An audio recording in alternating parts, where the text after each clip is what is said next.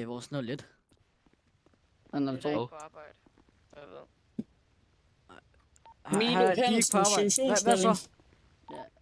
Jeg skal have et Givstagning nede ved stranden. Er du betjent? Muligvis til BF. Har du nøgler?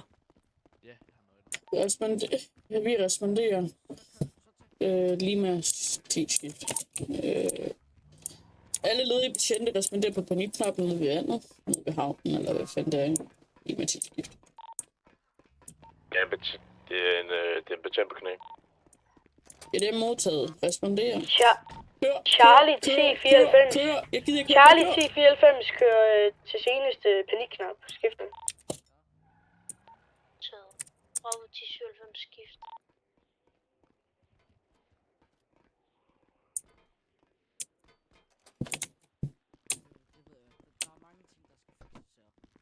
Der er jeg kører Lima sammen med. Du er velkommen til at komme ind. Eller lige ned. Bravo til... Markus, kan jeg ikke lige snakke med dig? 2 sekunder. Altså, det her politikår, tænker jeg er snart ved at gå mok. Der er så mange, der tager det udsøg. Du kører bare. Ned til det vand. Ned til havnen. Ja. Giv mig en situationsmelding, når du kommer derned. Nej, vi skal køre sammen med ham, det er derfor. Nå ja, så giv mig en situationsmelding, når I er klar.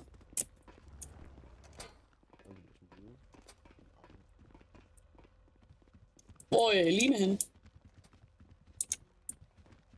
Ja, han er ovenpå. Han er stadig ovenpå. Løber op mod mulen med gisler. Jeg er modtaget. Er der ikke... Jeg ved ikke, om man kunne lige give mig adgang til tablet med det samme. Har du ikke tablet? Nej, umiddelbart Nej, ikke. fordi der var, hvad fanden hed den? Ja, det der kaldes swipe. Nej, der var... Lad være med at løbe efter dem. Hvis De du har prøver at været handle med dem. foto.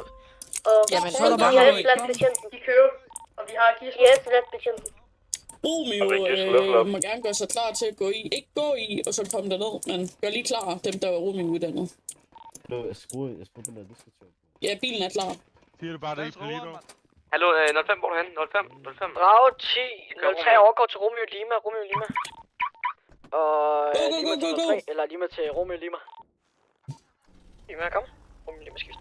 Og Romeo Lima, jeg ved ikke om I kunne gøre klar til at gå i Romeo, og så kører vi normalt patruljer op til banken og kigger om det er våben eller kniv. Lima til skift. Bravo til 02 overgår til Romeo. Alle ledige patrulje kører på bankrøveri. Kan vi ikke lige få om her væk? Altså... Romeo Lima til alle Romeo uddannede. Prøv lige at møde mig på Emma. Hvad siger du? Vi skal vel bare stå, skal vi? Vi afventer lige nede i Pekhaller. Det er oppe i Pelito, vi skal op til. Og petit til en enhed, hvis der er en, der uddanner Foster, så må jeg gerne trække en Foster, og hvis det er en Romeo, så afvent lige. Lige med tidsskift. Det kan bare være. Skal vi ikke alligevel bare få Romeo deroppe nu? Der er også... 05 kommer med et forspørgsmål. Hvad fanden bliver det her lige ud på? Wow! Gentag. Hvad angår den her gidstræning? Altså, vi har en af dem. Jeg har ikke nogen bil. Hvor henne? Nede ved stranden. Der var altså panikken op.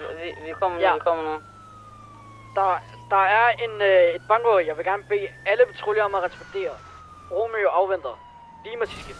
For helvede! Det er modtaget Bravo T97 skift. Så til 05, hvilke våben er de bevæbnet med? Romeo Lima skift. Der er ikke noget Der er fedt. gisseltagning. Bare sluk sirenen. Hader det her.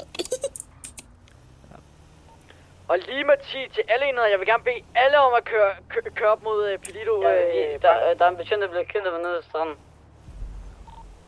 Der er ikke... Er der nogen oppe ved bankrøveriet? Bravo T97. Ja. Til den der betjent, der er blevet kidnappet. Hvem er det, og hvor og hvilke våben har gerningsmændene? Det er der. Det er vi nødt til at... Vi har meget travlt, hej. Modtaget. Kan jeg få nogle ekstra patruljer, der ikke er til det der gisseltagning og responderer? I med 10 skift. Jeg er lidt ligeglad, hej. Hvor mange gerningsmænd er der til gisseltagningen? Romeo Lima skift. Hvad? 2 ting på samme tid? Nej, det kan jeg ikke. Og Romeo. 1094 kører til seneste bankrøveri i Skal vi ikke bare få Romeo til at respondere automatisk? Nej, vi afventer lige. Vi skal Romeo lige Lima vente på- kører på kidnapning på Tjensmand. Romeo Lima. Ja, så har vi ikke Og Lima 10 til Jeg har en Romeo befæl. Lima. Lima 10 kom. Romeo Lima skib. Og Romeo Lima, jeg ved ikke om kunne du dele dit Romeo hold op i 2 hold, for så kunne vi få det ene hold, så kunne du få det andet. Lima til skift. Vi er 5 Romeo'er. Det bliver lidt besværligt Romeo Lima skib. Kan vi så låne 2 af dem? Den er positiv. Modtaget. Så du må gerne afvente lige min melding, og så kan du sende den op til Pelio. Lima til skift. Ja.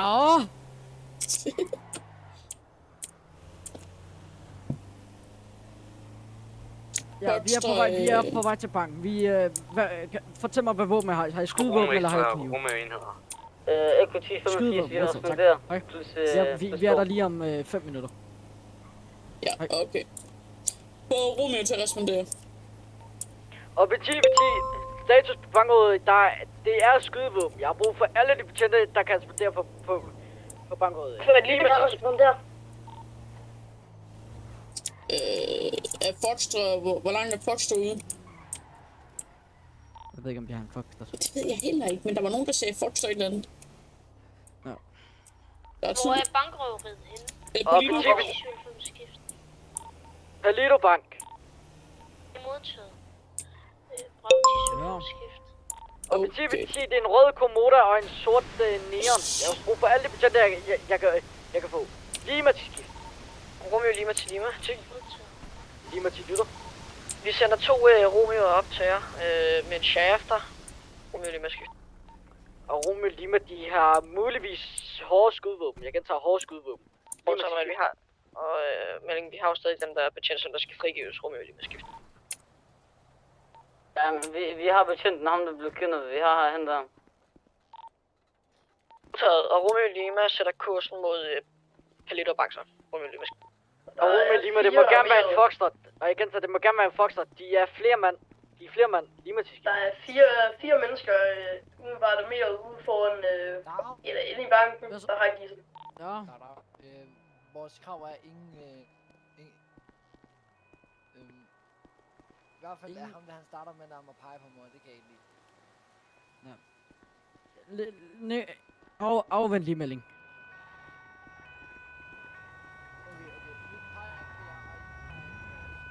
Hvad med lækkert? Spær nogle veje af. Spær veje af. Spær veje af.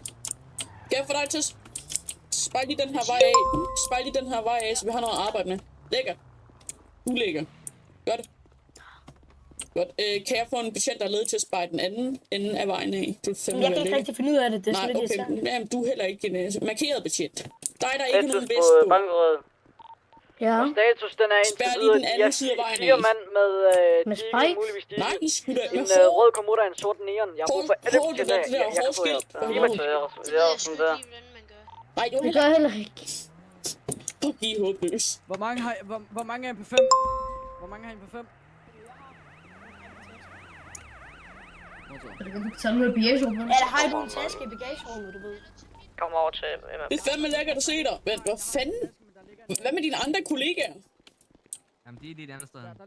Jamen, vi spurgte efter 2. Jamen, der kommer nogle Og flere. Romeo Lima letter for luften af. Romeo Lima skift. Romeo Lima, den er modtaget. Den må gerne gå stærkt. Lima til skift.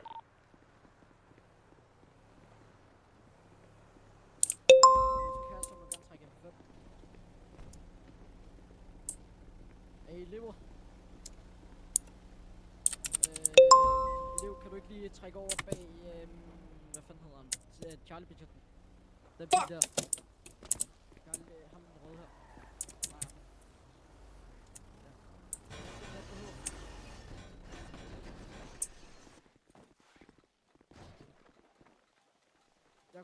Jeg går over og tager...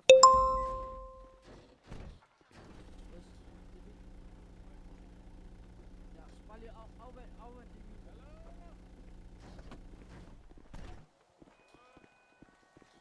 Hvordan ser det ud? Det ser fint ud. Jeg skal bare lige have en hjelm på hovedet. Det ligger på 117. Dejligt. Hvad?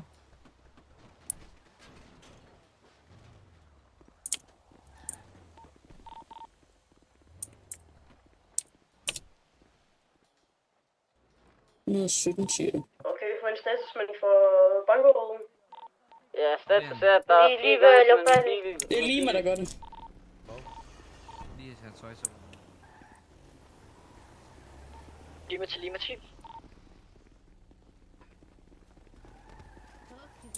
Og Lima 10, kom lige over til Limabroen. Jeg vil gerne lige have en briefing med jer alle sammen. Lima 10. Lige fra stationen lidt. Men jeg prøver at spørge en, om det er en, der... Det gælder også jer i det sorte tøj derhenne. Var der en, der havde en ekstra MP5? Vi har en muligvis MP5 i vores bagagerum. Lad du ikke en ekstra MP5 i bagagerum? Det er ikke sgu dig. Ved jeg ikke. Jeg skal lige tjekke. Hvor fuck er der kort i den her bil? De er 4 mand. Indtil videre. I hvert fald hvad jeg set. De er 4 mand, og de har deagles. Har de nogle gidsler? Plus de har et gissel. Ja. Så det er et krav. Ja, så spørg hvad de har for gisler. Ja, det er fri. De kommer ikke til at få noget for gisler, fordi de har kun et krav. Og de vælger sig 100% fri. Du går ikke derhen. Okay, gå lige over til mig og spørg, om de vil have fri passage. Hvem er det? Er det ikke Romeo, Jeg tager forhandlingerne lige om lidt. Skal også bare lige... Vi skal lige afvente. Vi mangler lige en Foxtrot. Jeg kommer lige til børn 2. Og dem, der har MP5-tilladelse, I trækker MP5. Jamen, jeg har ikke en MP5 på mig, men jeg har tilladelse. Og elever trækker ikke MP5. Jeg spoiler det ikke, hva'? 2 sekunder. Hej, Smukke. Kom. Vi tager hjælp. 4 ekstra rumænd og 2 rumænd i helikopter. Kigger lige, om de har her. Nej, der er de ikke. Har vi Foxtrot? En ekstra MP5. Foxtrot kommer med 2 Jeg kan se 5 mand, 4-5 mand inde i banken. 4-5 rumænd. Og Romeo Lima, den er plus, det er 4 gerningsmænd og 1 gissel. De er bevæbnet med deagles. Hvor langt er Foxtrot? De er over. De er 5 gerningsmænd. Der er en allerbagest også. Romeo Lima skifter. Bravo, nej, Romeo 1040, vi er fremme på stedet. Plus 1, slut. Bare sige Romeo Stående, højt. de stående der, altså. Jeg skal jo ikke give dem. Bare læg dem på jorden. Det er fandme godt at se jer her. Væk på den der Fox og lændinger op. Foxtrot, du skal ikke lande, du skal længere op. Det er positivt. Pas på, jeg får at vide, jeg skal lande. Pas på. Ja, okay, modtaget. Du skal let igen. Op. Let. Er der en status, eller hvad? Kan vi ikke lige rykke den her Romeo-bil? Det er bare på den, jeg er på vej. Er der en status, eller hvad? Lima til Romeo, I må gerne indstille med sigt. I kan bare holde jeres våben med hånden. Lima til skilt. Jeg har faktisk godt kørt clean shot her. Lima til Lima, der er mulighed for, at du kan få en af dine betjente til at tjekke nummerplader på køretøjerne. Romeo Lima skift. Hvis der er en, der er mulighed, så gør det. Lima til skilt. Jeg er her nu. Noget af en superhelt, hva'? Hvad sker der? Hvad? Jeg siger noget af en superhelt. Ja, hvad vi har forhandlet? Ja, det er Lima 10, der har forhandlinger lige nu. Hvornår vi det lagde herfra? Normalt Og før de kan røve banken, så mangler din drill boremaskine muligvis. Jeg ved ikke, om der er en, der kan køre ud og hente den. Lima til skilt. Ja, der er en helikopter. Jamen, fuck, jeg har flået den helikopter. Hvem fanden var det, der fløj den? Han kan virkelig ikke finde ud af at flyve ham der. Ja, det var Dortle, mand. Han Er det det, der sker, når man løber tør for benzin? Er det det, der sker, når man løber tør for benzin? Hvorfor fuck er det? Jamen altså! Jeg var 200 fod op i luften, så sprang mig i luften. Ja, det var en, der ikke kunne flyve. Lad lige... Okay, jeg kan ikke det der. Lad lige være med, du ved, revive alle mennesker, please. Hvem end der gjort det? Lad være. Aldrig gør det igen. Se det, der. Og 05 kommer med en radiomelding. De alle sammen har en Diesel Legal derinde. Nogle af dem har lootdump, og nogle af dem har ikke. Den melding er allerede lavet, men ellers tak for den. De Romeo, der er mennesker, der ikke laver noget. Lad lige være med at rende rundt ud over det hele. Jeg har sagt 15.30 eller 45. Rykker det nok ud. Bravo, Team 02, jeg har Det rykker ud. Jeg har lavet han det. Godt. Alle betjente, der... Lad lige være med at... Det er på række 117. Yes, alle betjente, ikke? Det vil simpelthen være så sødt af jer at hoppe ind i en bil, hvis I ikke laver noget. Og så gør klar til at eftersætte. Kan dig, der lige sagde, hvilken hjelm nummer... 117. 117. Ja. Men det er bare, de slet ikke overhovedet begyndt på overbanken endnu, så... Nej, det ved jeg. Jo, det er faktisk lidt løgn. De går ud 30 til 40. I skal fordele, I skal ikke kun stå her og stå over ved den sorte farve. Skal jeg tage mig gidslet, eller hvad? Eller skal jeg... Nej, det er Romeo. Det er Romeo. Det er det ene Romeo-hold, der kommer til at kilde banken. Er du gutter, det altså, vi skal ikke altid... Nej, det ved jeg godt, men jeg... Fordel jer. Lima 10. Alle betjente, der ikke laver noget andet end at sigte, må gerne hoppe i en bil og gøre klar til, hvis de flygter. Lima 10 ude. Modtaget Bravo 1097 skift. Politi med en statusmelding på bankrådet. De vil have fri passage, det er ikke deres egen biler, og de mangler en bordmaskine, før de kan komme igennem til bankposten. Jeg aner ikke, hvad man skal finde. De kører muligvis 15.30 cirka. Lige med og der er lige pludselig kommet en til gisseltager derinde, så nu er de 5. Okay. Modtaget. Rummet lige med diæter. Jeg skal lige pisse. Helikopteren, du skal passe på med ikke lande, fordi så springer den igen. Nej, det har ikke noget med det at gøre. Vi er nødt til at få en med, fordi jeg er nødt til at have en, som der kan holde varmesyn. Jeg skal nok lande den helikopter, så holder jeg ved den. Det er fint. Og Romeo, kan jeg ikke lige få en briefing med jer? Og dem oppe i Foxtrot, I kan bare fortsætte jeres. Kan jeg ikke lige snakke med jer? Romeo oppe i Foxtrot, eller skal det være en anden? Romeo og Foxtrot, de fortsætter bare. Har I ikke to derovre? Kan I ikke lige kalde dem over? Vi har... Romeo har lidt til alle Romeoer, der er på jorden. I kommer over til Lima-vognen nu. Ham derinde. Ja, den sidste kan vi ikke få over. Han så. Ja, det er fint. Jeg har brug for... Romeo lidt til Nikolaj. Kom herover nu. Jeg har simpelthen brug for, at I renser banken, for i forhold til mine betjente, de kan ikke gøre noget op mod det der. Vi har halvdelen med MP5, og jeg ved ikke hvad. Jeg ved ikke om, hvor mange er I? I er 6. Ja, I er 6. Bravo. Charlie 1094, hvor er Bravo 1097 skifter? Herovre i... Jeg slår lige regne lige 2 sekunder. Kan vi få 10-3 grader, du? I kunne køre... I kunne range banken, når de kører, og så kan I køre med på vores eftersættelse. Hvis det var. Ja, jeg har lige et spørgsmål. Nu hvor vi alligevel er splittet op fra hold, vil det jeg ikke være en idé? op i fortog os efter det her. Ja. Jeg tror ikke, så I 3 mand i Romeo. Jeg tror ikke, Fox kommer til at vente på dig, Nikolaj. Hele ideen ved Fox, det er, at de skal holde øje med bilerne. Yes. Så hoppe i en shaft. Hvor den er den? Så jeg tror, I kommer til at rense banken, og så køre med på eftersættelsen, når det er. Yes. Modtaget. Hvis vi har Gentag. Hvis vi har benzin nok på vores Romeo-bilerne. Ja, det forhåbentlig. Nej, så det gør I bare, og så vi skal afvente lige, hvornår det kører. Det var lige det. Hvorfor fanden er vi nu 5 hernede? Ja, men det er fordi, der er blevet set 6 personer derinde. Ikke gidsel. Lima, tager du lige ham der? Tag med. Fort nu en lav. Forlad nu området, mand. Hold nu kæft, Milo. Nikolaj, en af dem... hold nu din nøgne, det ligner lille kæft. Du skal virkelig lære at blande dem her. Men en af dem har AK på. Jeg siger det bare, en af dem har AK på. Ja, pis nu af. Er vi ikke enige? Lima.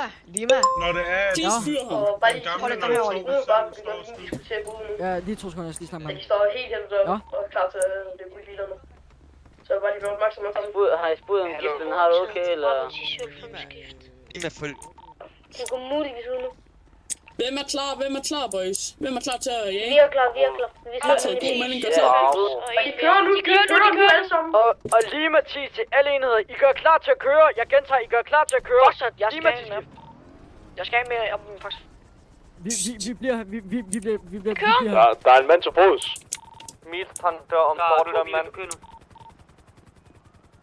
Der er nogen, der kører ned mod Pelito PD. Der er nogen, der kører ned mod Pelito PD. Der er en mand til fods, skifter. De er inde, de er inde. Bravo 10 En mand nødkæmpet. De hopper ud, Jeg spørger, det bliver skydefejt der. Pas på, gutter. Og Romy, I rykker på Phoenix-Dam. Romy, I rykker på Phoenix-Dam. Hastemelding, vi bliver hoppeskudt. 2 mand står med diggen. Nej, det løber til bus. Romy lige med skift. Kommunedagen. Bravo 10, eller jeg har en person i busken lige her foran mig, nede ved Bilo. Det der var sgu da en fed aktion. Jeg kan godt bruge en ekstra. Der er en sort nier bag. Romeo, responder på panikknap. Lige med 10 ude.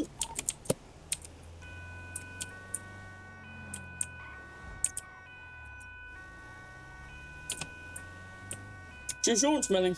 Ja, Vi har en person, der løber til fods bag Palito PD. Og en sort nævn, der prøver at pikke ham op nu. Der pikker ham op nu. Stop her. Bag Palito PD. Modtaget. Bare jeg ham til på at slippe dem rundt med en digge. Tjek om dem. Kom, tjek om dem.